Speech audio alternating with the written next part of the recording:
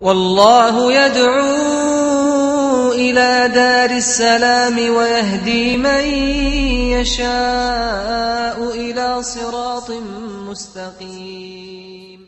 You know, people say, this guy worships his wife. Have you ever heard that statement? This guy worships his wife. I see a lot of brothers saying yes, you know. That is not, the meaning of it is not worship as in rendering an act of worship for. No, all it means is he obeys his wife's instructions. That's what it means. And I can give you on a lighter note, and I really like this because it plugs in. We are all human beings and we like a little bit of, you know, humor sometimes. They say there was a king and he called all his subjects, the males, and he says, anyone who is ruled by his wife, come in this line. And whoever rules his wife, where, you know, the instructions are not obeyed, so to speak, or they come from you as a man, then you stand in this line. So the whole community stood in the wrong line. Allahu Akbar. They all stood in a line saying, no, if my wife sees me in the other line, I'm dead meat. You see? So what happened is, they all got one egg each, an egg. They were given one egg. And there was one man who stood in the line. I'm the man. You know, in the house, I'm the man. So the king was so happy, at least amongst my subjects, there is one man who has such greatness, you know, meaning he has the quality, ar-rujula, you know, he's a man, you know. So now the king gave him a horse, brown horse.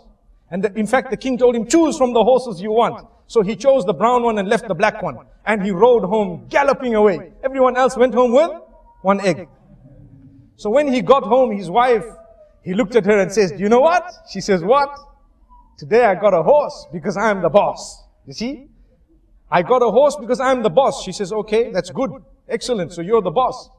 So he says, you know, I was told to choose from 3 horses. There was a white one, a black one, and this brown one that I've actually come with. This was the best one. She says, wow, you look great in it. You look great in this horse, but you'd look greater in the black one.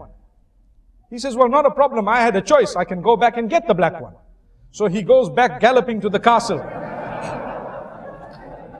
And he says, oh king. The king says, yes, what's happening? He says, I just want to swap my horse. He says, why?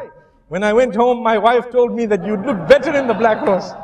The king says, no problem. He took the horse and gave him one egg. Allahu Akbar. So, the moral of this story is obedience. We're talking of obedience. People say you worship someone when you obey them. You know, people say this man worships his wife because he obeys. Wallahi, we don't even understand that the example of Allah is higher. We can never ever equate Allah with any human being. But we need to know that ibadah of Allah subhanahu wa ta'ala is also connected to obeying His instructions. And Allah will not tell you to do something that is detrimental for you. He won't.